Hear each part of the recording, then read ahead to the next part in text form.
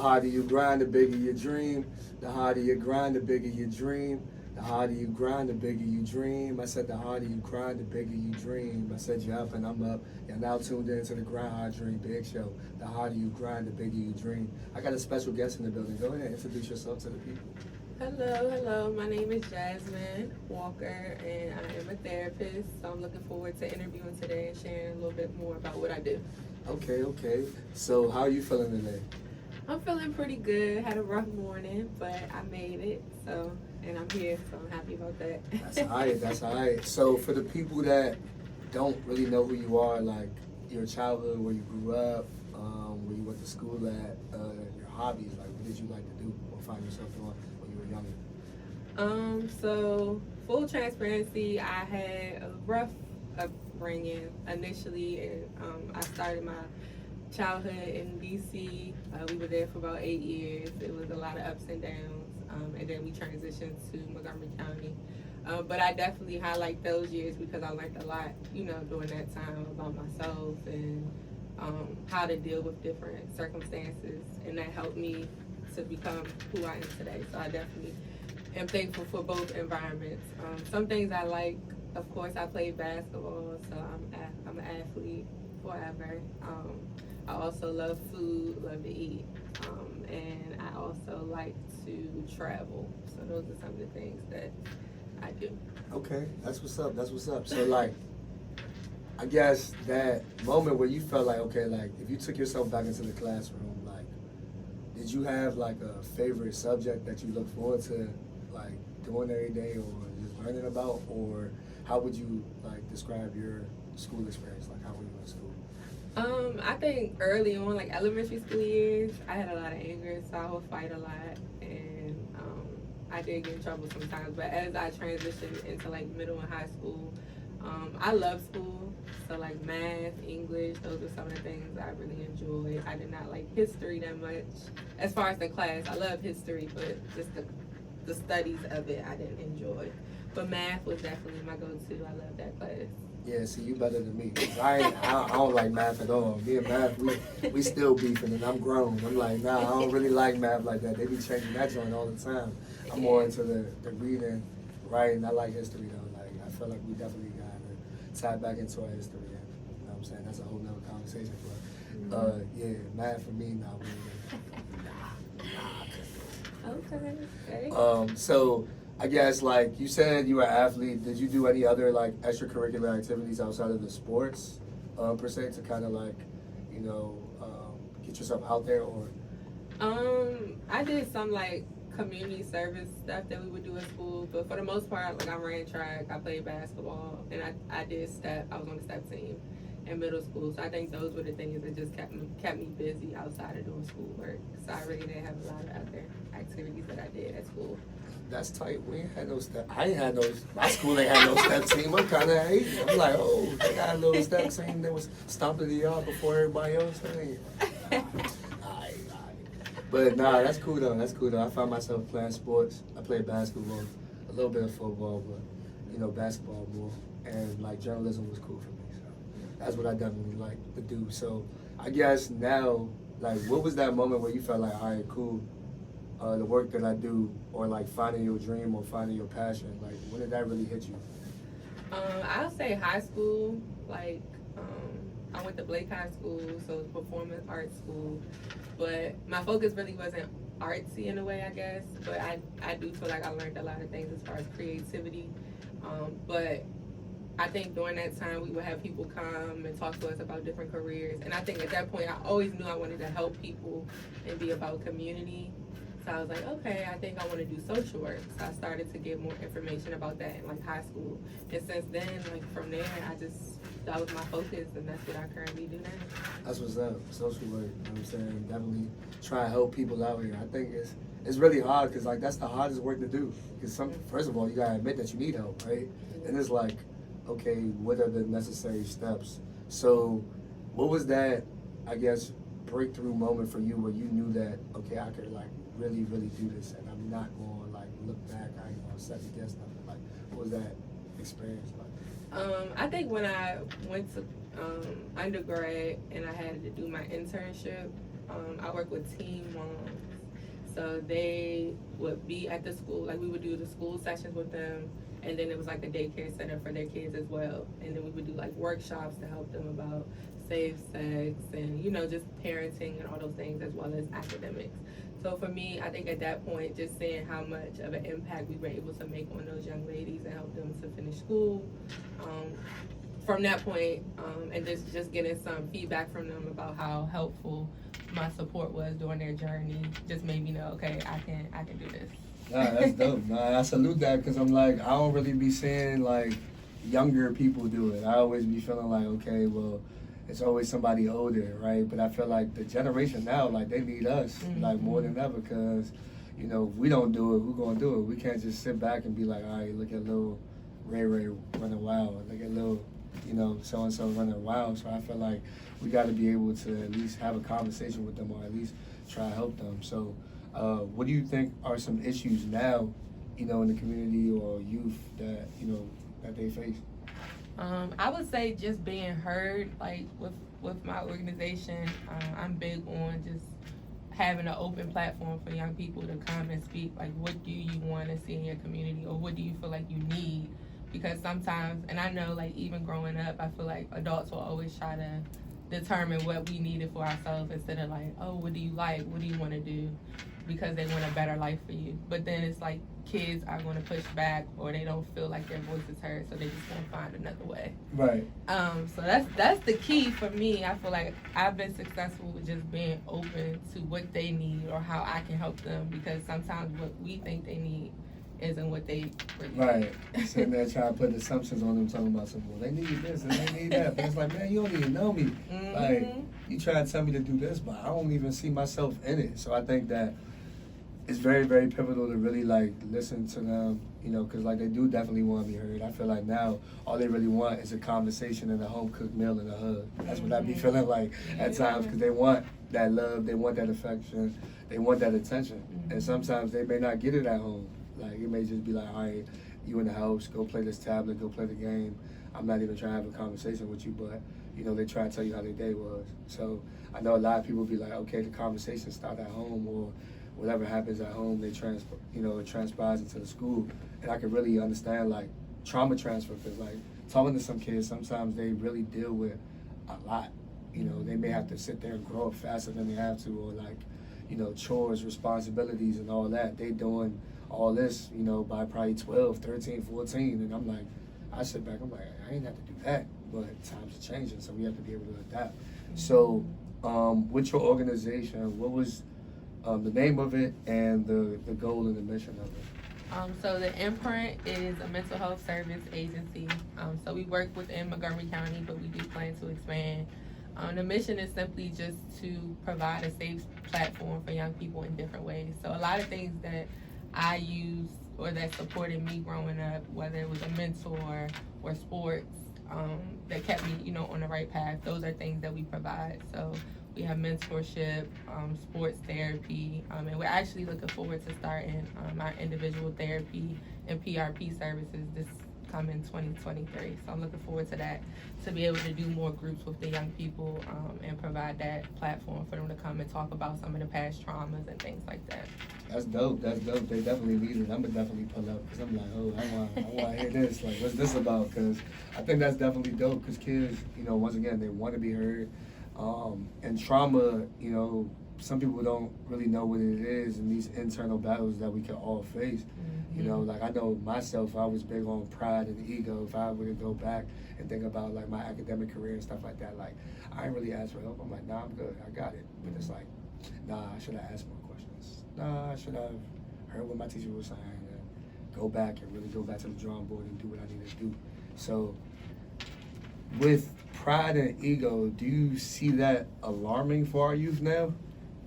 Or just people in general? I would say people in general, but I guess because I work with young people, I see it more there.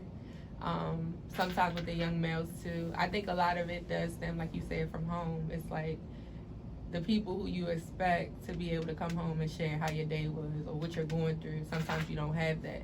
So then you're expected to go out in the world or trust someone who you really don't know when you can't even trust the person you do. So I think it becomes a wall for them. It's like it's easier to just suppress and keep everything in because it feels like no one cares anyway.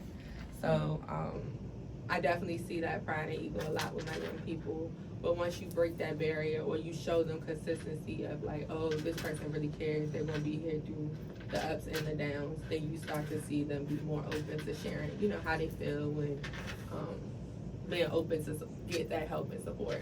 Yeah, for sure. And I think, you know, you have to acknowledge the problem first. So, like, I know with mental health now, I think that, you know, it's been a thing, but now with, you know, COVID, the pandemic and everything, like, now everybody's talking about it, right?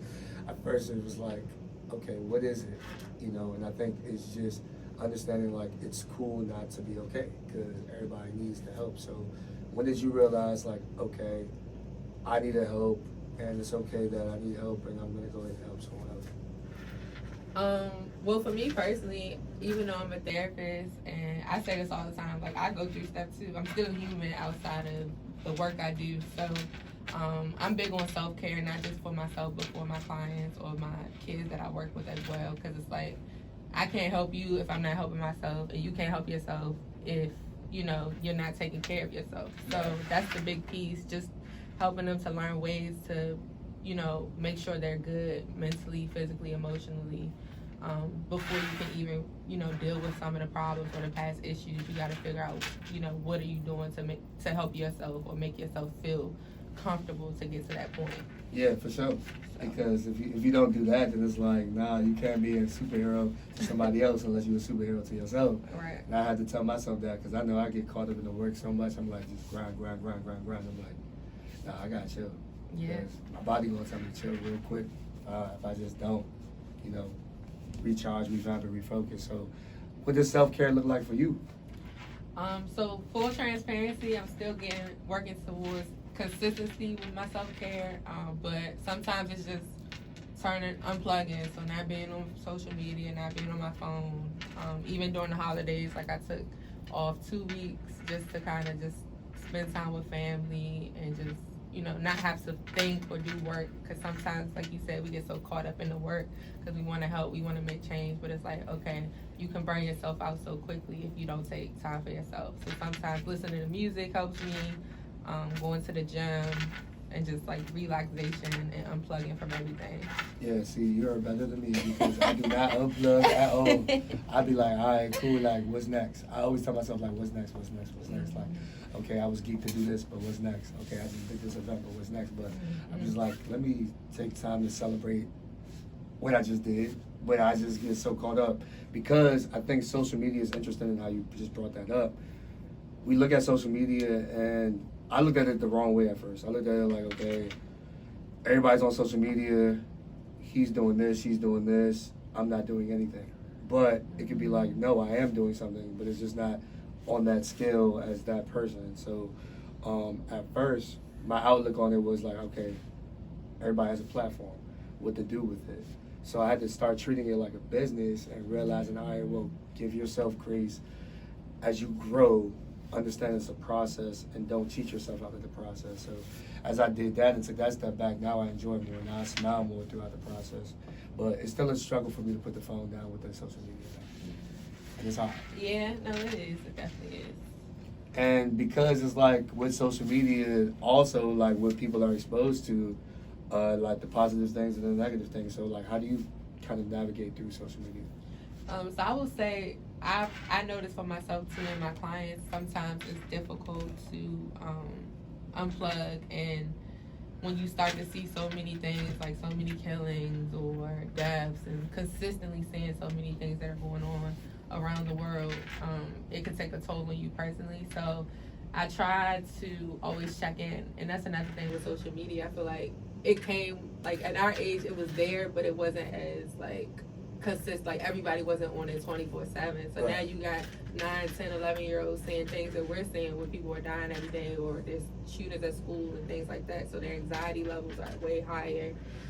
So just trying to, you know, have that healthy balance. Like when you consistently seeing so many things going on, you might just need to unplug and just say, like, I need to just take some time away, because it could start taking a toll on you. When you take it personal, which is normal because we're human. So it's just kind of trying to find that balance. It's not easy because, of course, we still use it for positives too, like to promote our businesses or to network. So it's just trying to find that healthy balance. It takes time. It's not easy, but. Yeah, for sure. Because at first I was like, if I'm going to use this and treat it like a business, what am I going to do? So, like, as I reflected, I think about it, and I'm like, all right, well, 2 years ago, you know, around July 5th, that was the first day I decided to even go live and, like, just speak. And then, like, I didn't realize who was, like, tapped in or nothing. So I just was like, all right, let me just do this motivational joint. And then every single day, I just found myself doing motivation, like, from that point on. And then it was like, all right, well, let me have conversations now. Let me just go ahead and go into the podcast route. And at first, I'm not going to lie, it was challenging because it was like, okay, well, what if people don't like it? And I had thought about what they like, or like always wanting that validation. But I'm like, nah, if you do it and you just stay true to yourself and this is what you really want to do, the right people going to watch, the right people going to see, or the people that need it are going to see. So now I realize it's not only for myself, it's really for other people too, and they really feel like it's like therapy or something like they really need. Yeah, I agree. I definitely think that that's a good, thing to do, because sometimes we're looking for like, oh, how many views did we get, or how many followers we have, but it's like we out here doing the work, and if you touch 1 or 2 people, then you made an impact. So that's what I'm big on too. Just like whoever sees it, as long as I'm impacting someone, then I did something better every day. So for sure. So like we talk about the DMV, and like I guess similarities and stuff. Like, is there anything really different from Prince George's County, DC, and Montgomery County, you would say, or is it like it's a little different? Or I wouldn't say that. Well, if we add Baltimore in there, I feel like Baltimore is a little different. Okay. But I think the differences is just like based on like perspective. Okay. So it's like, whereas like for example, people see Montgomery County or Maryland, like, there's a lot of people say, oh, y'all got a lot of money, y'all got the best schools, y'all got this, but sometimes there's certain pockets or areas within there, like, that really don't have it like that, but people just make it a perspective of the whole state or area that they have it. So it just depends. I think it's big on perspective and, like, experiences within those areas to be able to say, like, what's what. Got you.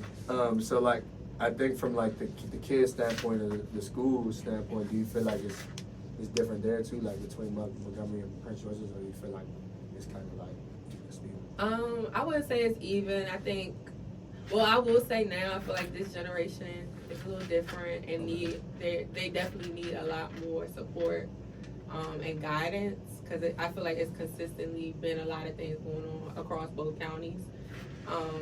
But I think there's opportunity. The opportunities from when we were growing up have changed, and there are more opportunities now. Right. For the young people, for sure. Yeah, for sure. Because I know I wasn't like really big on like community service like that when I was younger, but now I'm like, okay, well, that's what they kind of need. They need like some things to do. Like just give them something to do. Because like if they don't have anything to do, then they can resort to something that they don't even really want to do. And it's like now, youngest is exposed to like everything, like TikTok, Instagram, the video games. Some of them probably aren't going to the park, the playground. They don't even like recess, things like that. Like they're not even going outside and enjoying it with their friends or something like that. Because sometimes I'll go out to a park and I'm like, okay, I see kids out, but everybody on their cell phone. And everybody chilling. I'm like, you right in front of a plate, you right in front of a slide, you right in front of a swing. Why you got a phone? Yeah. But hey, that's what it is now. Yeah, I think that's the big thing, like technology, and just they're exposed to so much so soon. Like, it's hard to turn off. And I think we struggle with that sometimes with my organization, because we're in some of the schools and we do programming, and it's like a lot of our kids aren't consistent, or they feel like, oh, if you don't have food, we don't want to come. And it's just like, no, you come because you're going to gain something. We might have food some days, but every day I'm not feeding you to encourage you to come to gain something. So it's just kind of figuring out how to reach them so that they can have that same level of consistency and appreciation of some of the resources that we do provide. So yeah, I know how the kids be sometimes. So they be like, hey man, They got food there? Yeah. Oh, all right, you know what I'm saying? I just need a bag of Takis or something to drink. That's all I need. They be sitting there, I'm like, what's up with these Takis? Like, y'all just be talking about Takis. I'm like, Takis, Jolly Ranchers, lollipops, they want something. So I'm like, you gotta kind of give them something so they can be locked in. But at the same time, it's like, you don't want to overdo that because now they're going to feel like, okay, well, I just did this or whatever like that, and I want something. And it's like, every time is not a reward. But I feel like that's the instant gratification part. With Instagram, like, okay, you instantly do this, so you instantly get that. So it's different. I think like the music that they listen to is also different too. But I'm not gonna lie or sit there and say like, okay, I wasn't listening to like, I would listen to rap music and all that too. But it's like now I realize like the music and who they look up to, like we gotta give them something to look up to. And they don't have that. So like, did you have someone that you like looked up to when you grew up or when you were growing up? As far as like a role music? model or not music, but like say for example like a role model, somebody that you like embodied to be like, or like, oh my gosh, this person was. I would say I had like definitely positive like female figures around me throughout. Like I was on a step team, so like my coaches definitely poured into me because they saw like I was trying to do different. So I had a few coaches, but I guess for me, like my grandmother was one person who definitely, she just always said like, oh, you're gonna be something, you're gonna be great. And like even to this day, like she's gone, but I still hear that or I still keep that, you know, in the back of my mind when I do stuff. Ever since I was a kid, I've always done that. So I think she was a big influence on a lot of things that I've been able to accomplish. But just like some of the female coaches that I've had, that just motivated me to continue to stay focused on my goals and support me if I had questions about college or things like that. Because my parents didn't really know. So.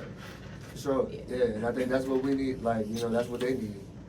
They need that from a standpoint. You know what I'm saying? So that way they're good and everything like that. So I feel like at the end of the day, having a role model or mentor, like, because I wasn't really big on it at first. Like, yeah, I would go to school, of course, going to college. I graduated from Bowie State University, got my degree in communications and stuff. So, kids now, they probably don't know where to go to for, like, that information with college or just having somebody that's going to, hold them accountable throughout their process. So, mentoring, I think, is definitely dope from your standpoint. So, definitely kudos to you for doing that. You know what I'm saying? Because, like, the youngest, I don't know, now it's like, okay, so...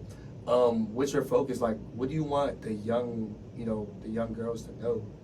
I think just knowing that you can do anything like you put your mind to, and it's okay to ask for help. I think those are two big things. And then of course we focusing on mental health and just being in tune with your mental health. Because sometimes a lot of our kids now, they'll share with us just with COVID. Like a lot of kids, they were at home.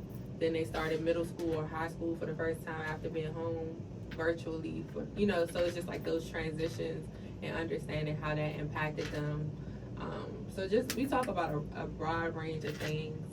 And then we also have just incorporated the men's piece as well because we know the young males need that support too. So. Oh yeah, for sure. I think, as long as you reach one, teach one, and it don't really matter as far as like, because I think everybody needs help in different ways. And what I realized even with it, like they all go through the same, problems and things like that. And I just think that what I fear for is them growing up faster than what they need to the point where it's like, okay, I don't want to be robbed of my childhood. I want to feel like, I can't still explore or, enjoy things. I feel like every kid right now, like in the DMV area, like every kid right now should be able to go to Six Flags. Like, there's kids that's probably never been to Six Flags. There's probably kids that's never been to a Dave & Buster's or like a Funland or something like that. But I feel like more field trips and outings for the kids to expose them. Because like, if you in the neighborhood all day long and you ain't seeing nothing else, and it's like, man, I am my neighborhood. I am this. I am that. Because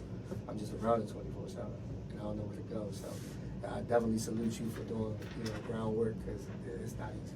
Yeah, it's definitely not easy, but that's definitely a good point because I know like some of our young kids, because I work in DC too, so we took like a group of the kids to Philly, the haunted house around Halloween, And it was like getting them out of their comfort zone and just seeing how they were just like, oh wow, like, cause they never, like, they literally never get out of the district. So it definitely has helped to open their eyes. Like, there's so much more to the world than just your community that you grew up in. Yeah, for sure, for sure. So. Yeah, absolutely, absolutely. So I guess what is one thing that you would have told your younger self? Ooh, that's a good question. Yeah, like what is one thing you would have told your younger self? I think one thing I would have told my younger self is, like, don't put too much pressure on yourself, and just, you know, trust your process. Because sometimes I'm big, like, I'll just want to keep going. I think you said that too. It's just like, I haven't done enough. And it's like so many people around me are like, Jazz, you're good. Like, you're 29. You're in a good space for where you are. So just slow down. And I feel like I've always been like that since a kid. It's just like, oh, what else can I do? Right. Yeah. So yeah, I definitely would tell my younger self, it's okay, take your time, it's not a rush. Facts. That's exactly what I would have said too. Cause I'd be like, I'm just running. Okay, I'm a treadmill, I'm running, but I'm in the same place. Or it's like, okay, you're running all these laps, you didn't even know how many laps you're taking, like you're really, really tired. No. I'm not tired, I'm gonna keep on going. Yeah. So it's like, nah. But I think it's just to be patient, and I think the biggest thing is to be intentional. Like, cause you don't really understand the purpose behind it until it's like, all right, you don't have to really prove them anything, you have to really prove to yourself. And then it's like, stop seeking validation from those people that aren't valid, or like expecting you from other people. Because like sometimes I'm like, okay, well, this is what I want to do, this is my goal, this is my dream, this is my vision, this is what I want to do. But it's like, dang, you ain't want it the way I wanted it, so why am I mad, why am I tripping? But I think that we have to learn that too. And telling people no, because I always feel like I'm about to be in superhero mode. Somebody hit me up and it's like, yo, I got a problem, I need some help. I'll be like, okay, but it's like, nah, that's not okay. I needed to like debrief and stuff like that. So telling people no, and don't feel bad for telling people no. You know what I'm saying? Like, if you have to. So I think that's definitely important as well. So I guess, like, did you have a favorite movie or like TV show when you were like a child watching? I love Sister back in the day, and my favorite movie is Love and Basketball. Okay. Because of course I play basketball, and I watched that movie 100 times in like 2 weeks. Also Matilda. That's a different. Good throwback. That's different. I'm like, okay, Matilda is definitely different. I know Love and Basketball is cool. I like Love and Basketball also. I just like the relationship that they had. Yeah. Like, they just stuck it through no matter, you know what. I mean, them both getting scholarships and doing their thing. I feel like that's dope. And, you know, Black love is out here. Just for those people that don't know that, it's out here. So, you know, I feel like that's definitely dope to see, for sure. I think, for me, if I were to say favorite movie, Drumline is one of my favorite movies. Okay. And I'm gonna have to say, what else? I would say another movie, Pursuit of Happiness. Okay, that's a good one too. Even though that movie made me cry, and I say that publicly, I don't care. That movie made me cry, and may have emotions too. It's okay, but it just taught me a lot, because it was just like, all right, no matter how tough it got, like, he literally was still there. And Will Smith is one of my favorite actors, so like definitely that. And Drumline, I can relate to Nick Cannon in that regard a little bit. I mean, I played the drums a little bit, but it wasn't even that. It was the notion that he was trying to really learn. At first, he had a little I mindset, but then he bought into the team, he bought into the vision and everything around him, and he embraced it. And he turned it out to be a tremendous talent, and the school did something phenomenal. So I think that's definitely dope. And that's what, you know, some kids can really learn from these movies. As we watch movies, we like, okay, we watch it when we little, we're like, okay, that's what really happened? And you really watching, like, oh no, that's what really happened. Dang, I didn't even really know. So yeah, it's those things. A lot of movies now that I watched before, like watching it from like a different, like an adult perspective, it's like, oh, okay, it makes a difference when you see it in a different way than you did, you know, growing up. For sure. But my favorite TV show, I'm not gonna lie, I still watch this, and I know people probably gonna judge me, but I don't care. SpongeBob. Okay. And SpongeBob, it's hilarious. It's hilarious. It's like one of the most realistic but funny shows in the world. Like when I first started watching it, like, yeah, SpongeBob was my favorite character. But now when I watch it, I'm like, Squidward's my favorite character because I just get it. Because this is like the notion of, okay, I just came here, I'm working at the Krusty Krab, I'm doing my job. Like, I just want to do my job, leave me alone, da da da da. But then SpongeBob, we'd be so geeked to, you know, come to work and be ready and everything like that. And there's days where you're going to feel like SpongeBob and be so excited. And there's days that you're going to feel like Squidward. Hopefully nobody has any days where they feel like Patrick. But it's okay. You know what I'm saying? Like, I think that's definitely dope too. Yeah. Sister was dope. Yeah. I had to think about that. Disney, was I really big on Disney like that? Yeah, Sister was cool. Even Stevens was cool. Yeah, That's So Raven. That's So Raven was cool. Sweet Life of Zack and Cody. That was cool. Lizzie McGuire was cool too. Yeah, I watched that too. Cartoon wise, Pepper Ram was slept on. I felt like Pepper Ram was Yeah, I cool. don't think I watched that. And Proud Family was cool. Oh, definitely. But I did not like the reboot. That's just me. Oh, okay. Yeah, but that's just me because I feel like when you try to outdo the originals, it's kind of hard. Yeah, that's true. Yeah. So like, I would say, what is your advice to like anybody that's watching this right now, like from the youth, someone who's like lost, confused, don't know where to go, don't know what to turn to? Like, what would you tell that person?